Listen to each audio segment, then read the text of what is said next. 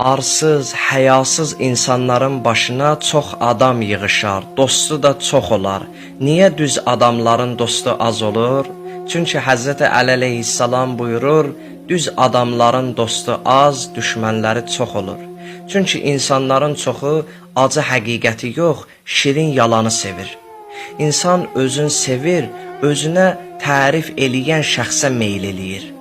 Amma düz adam tərifi yox, həqiqəti sevir. İmam Əlinin belə bir sözü var, deyir ki, dəyər bilməyənəm, dəyər vermək nəyə dəyər? Nə gözəl deyib, onun dilinə qurban. Yəni bir insan, əgər bir insana dəyər verə bilmirsə, o dəyəri dəyərsiz edirsə, şər və böhtanla, qeybətlə, yalanla, iftira ilə, Allah Teala buyurur ki, o insanın 1000 illik ibadəti də olsa, Allah onu bağışlamaz.